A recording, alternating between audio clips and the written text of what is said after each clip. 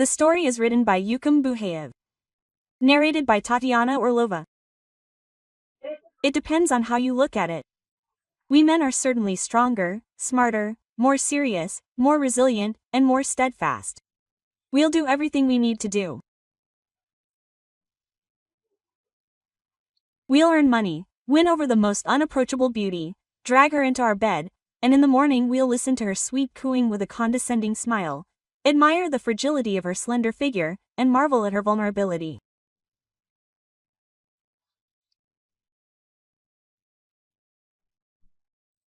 Anatoly set his half-empty beer mug on the table and, sighing, added, "And she has no idea what cunning plans might be swirling in her sweet head." You've painted a picture of a real mess, Sergei grimaced with displeasure. Like, all women are so cunningly clever, and men are their dumb prey, whom they twist as they please. Why dumb? It all depends. But still, women will always be ahead of us in terms of cunning. A smart man will see through any woman's trick and won't let her follow through, Sergei insisted stubbornly. Well, yes, a smart man can do it, I don't argue. Let me tell you a story. It's about a smart man.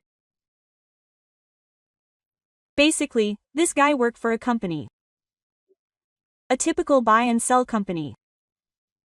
Not $1 million operation, but not one of the worst. I'll tell the story from his perspective, so to speak, for clarity. So, the company employed, as they say now, managers of both sexes, mostly middle-aged. The boss was strict, but cheerful.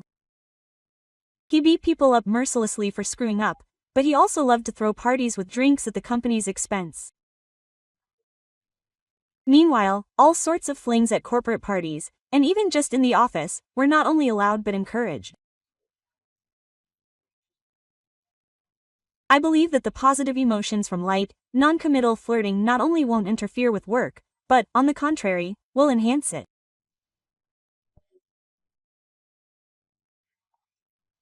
So, I got into an argument with a manager named Alachka.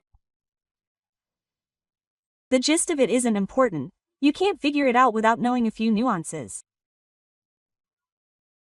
Let's say, for example, she insisted that the goods should be delivered to the client in red boxes, and I insisted on blue ones.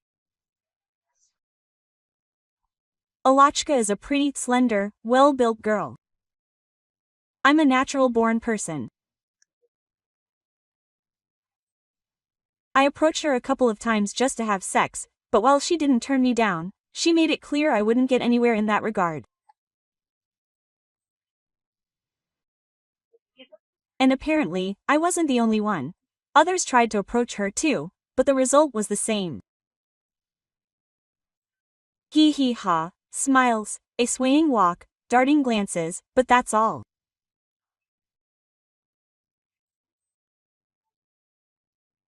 And while other men eventually gave up on the stubborn coworker, switching to more accommodating girls, I continued my hopeless siege out of sheer stubbornness.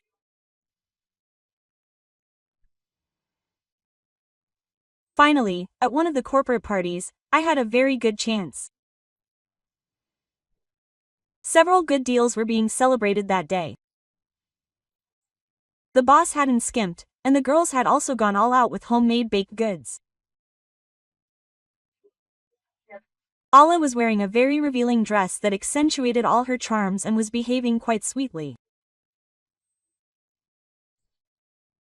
While dancing, she pressed herself against me quite shamelessly and even responded to my attempt at a serious kiss.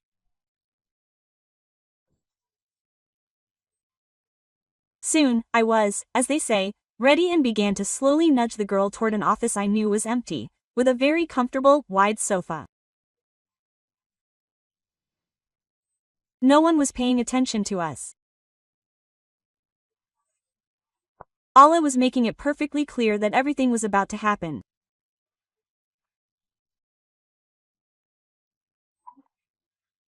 However, as we approached the coveted door and I took out the key, she suddenly tensed up and whispered, "What are you doing?" "I'm opening the door," I muttered, trying to get the key into the keyhole. "Why?" The question, of course, was completely stupid, but I started mumbling something along the lines of, "Let's be alone." "No." Allah started to move away from me. "Why not?" "I don't want to. Let me go." She slipped out of my arms and disappeared into the ladies' room. What a bummer. I was already mentally picturing the whole process, how everything would be fine. And then I completely couldn't understand what had happened. After all, I seemed to be doing everything right, and the girl was giving me clear signals about what she was up to. When I calmed down a bit and pulled myself together, I went into the hall where the employees were finishing off their supplies of alcohol and food. Allah was there too, pretending that we practically didn't know each other. The company was engaged in a heated debate about the acceptable color of packaging.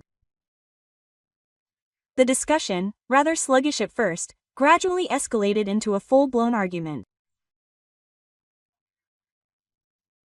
I listened in and realized Allah was completely wrong. According to two, this product was always packaged in blue boxes, but she insisted, foaming at the mouth, that they were in red ones. At first, I wanted to just leave. Resentment and anger were still seething within me, but then I decided to teach this recalcitrant woman a lesson. Just recently, I'd been reviewing the delivery documentation and clearly remembered the instructions regarding blue packaging. However, Allah wasn't easily confused. She continued to stubbornly insist that packaging couldn't be blue by definition. And that was it. We couldn't resolve this dispute right then and there. The documentation was kept in the office, which the boss always closed at the end of work, so we decided to resolve the dispute the following day during business hours. After that, everyone began to disperse. It so happened that one of the employees, Kostya, was driving and therefore sober. He offered to drive the others who were on his way. Allah sat in the front seat, and in the back, I and another colleague, Marina, who soon got out, were with us. And we resumed our ridiculous argument. We arrived at Allah's house, and in the heat of the moment, wanting to finish with this stupid multicolored container, I proposed a bet. Fine, Allah agreed. If tomorrow it turns out I'm right, you'll buy me a large cake from the chocolate empire and a bottle of good champagne after work for a month.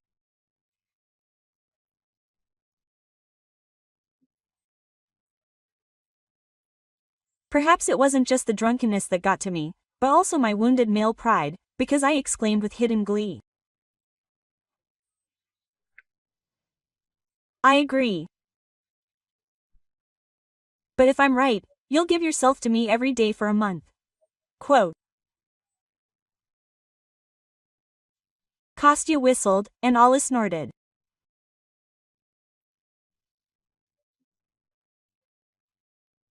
My dear, you're certainly a first-class boor, but I accept your terms, since you're going to lose anyway, and I'll be eating cake every day, while you, she waved her hand.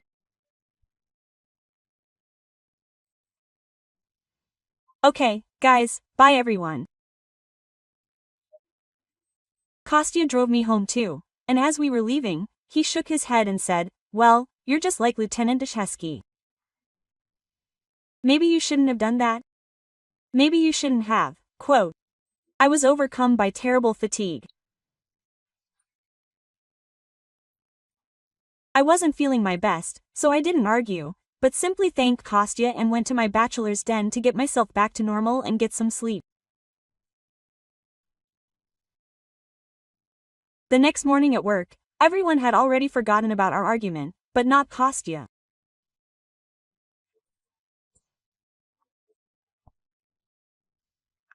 Choosing the right moment, he went up to Alex's desk, called me over, opened the paper documents with the seal and gave us the one to read, where it was clearly stated, the color of the packaging is always and only blue.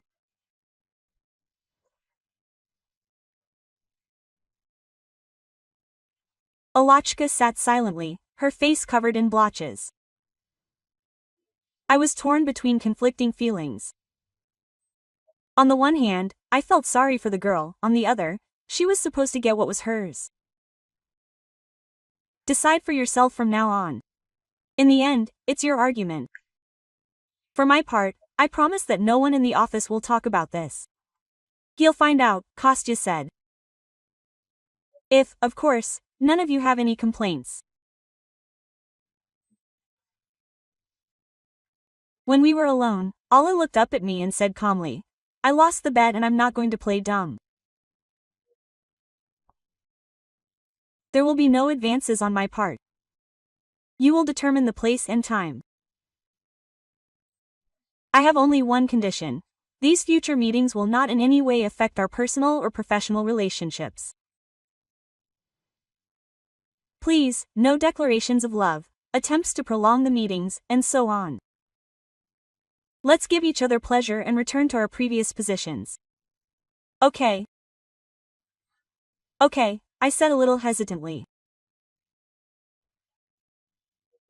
After all, this was the first time I'd arranged a date with a girl in such a businesslike manner. Will you come to my place right after work? No, I'll go home to change, tidy myself up. It'll be for about an hour. Where should I go then? I'll call you a taxi and pay for it. When you get to the house, call me, and I'll come out to meet you. Okay, agreed. On the way home, I stopped by the Chocolate Empire, bought a cake, and in the salon next to it, there was a bouquet of orchids. Several bottles of champagne were always available in the home bar. I felt a little uneasy.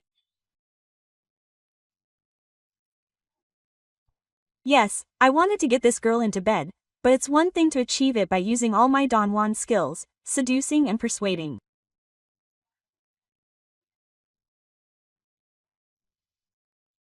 It's quite another to win a bet that was doomed to win and turn everything into business. At such and such an hour, at such and such a place. It's good that we hadn't discussed the positions and methods beforehand. Maybe I shouldn't humiliate the girl like that. Let her come over, we'll sit over cake and champagne, then apologize and send her home. Although that's not cool either.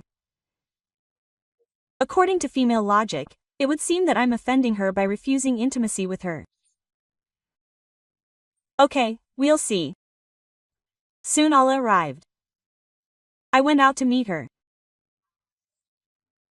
She was clearly delighted with the orchids and asked me to put them in a vase, which I did without removing the plastic wrapping. You can take them home later, I smiled. We sat at the table for a while. She chatted very pleasantly about some trivial matters. I, too, lost my inhibitions, and soon we retired to the bedroom. Everything turned out quite naturally. Alla wasn't a reserved young lady and behaved quite confidently. I, too, tried to forget our slightly strained preconditions for this act. And so everything ended to mutual satisfaction. The next day, our meeting at the office was completely different. During lunch break, Alla simply dragged me into an empty office, and everything happened quickly and sweetly on the wide table. I'm busy after work today, so excuse me, she explained and slipped out into the hallway. The next day there was another short meeting at the office, which didn't suit me at all. I commented on the agreement, according to which I was supposed to set the time and place. Alla shrugged. not everything always goes according to plan. The next day there was a meeting at my home, and it went off without a hitch.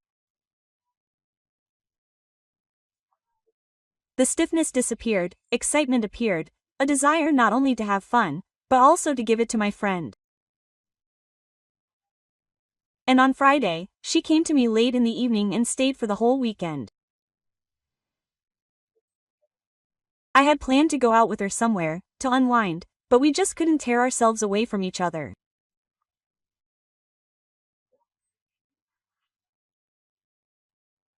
So we spent all the days of this unusual month, alternating short dates at work with almost family-like weekends, until one Sunday evening she said to me,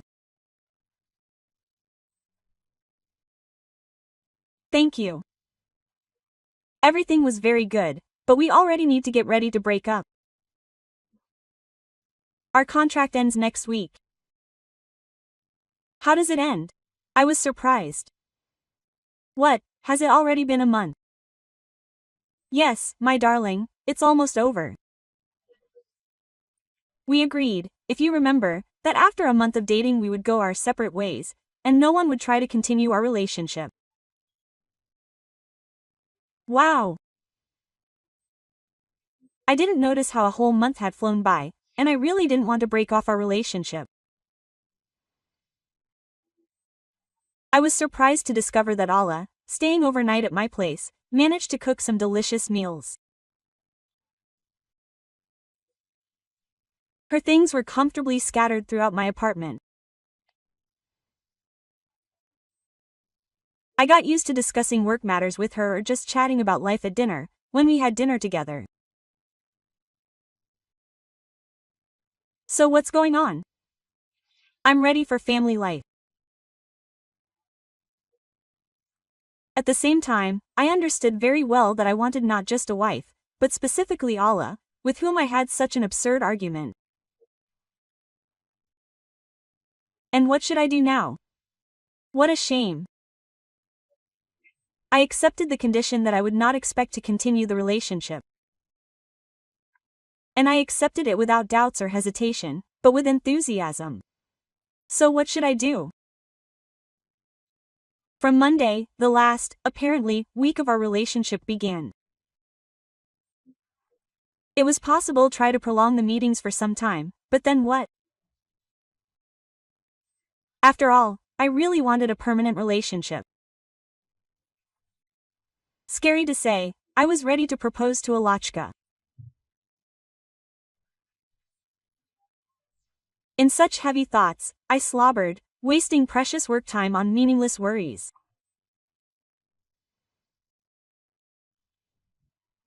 And one day, completely by chance, I overheard a dialogue between two of our employees, my Alachka and her friend Marina. They were talking very quietly, but the acoustics in the office building were very peculiar. And I heard almost the entire conversation. "So, are you convinced?" "It's Allah. Now I can take him to the Legislative Assembly at any moment.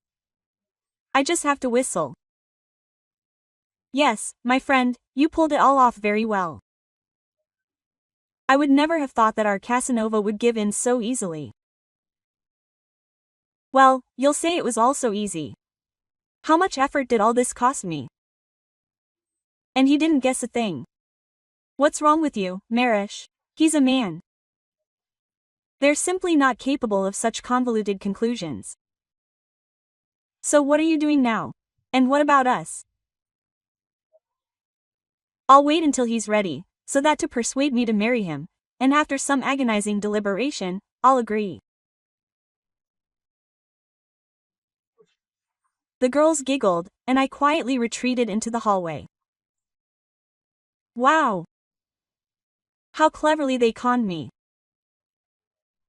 Come on, Alachka, you played it all out in the best possible light, and I almost fell for it.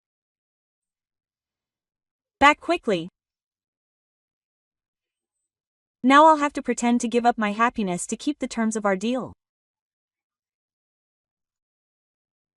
Never mind, our beauty will still be disappointed. And you, she'll whistle, she'll take me to the registry office. Anatoly fell silent, and Seryoga asked with interest, so, how did it end? Did they talk? Quote. Of course they did, Talik sighed. You probably want to hear how he taught his woman a lesson?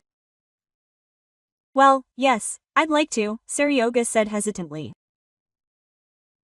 Oh, you, Hotelkin. The next day, our hero heard the old as the world song. You got it all wrong. My friend and I were just fooling around. I couldn't tell her the truth. But if you want, we'll go to the Zaks tomorrow. Quote. Talik's phone rang, and he answered. His interlocutor could hear isolated remarks. Yes, Lusik, I ran into an old friend here. We'll have a little beer. Yes, we're almost done. I'll be there soon. Kisses, darling. I'm on my way out. Let's quickly have another beer. Yes, I'll run. Ah, Lusik, quote. Seryoga drawled half questioningly. So it was about you. Who else could it be? Quote. Talik muttered.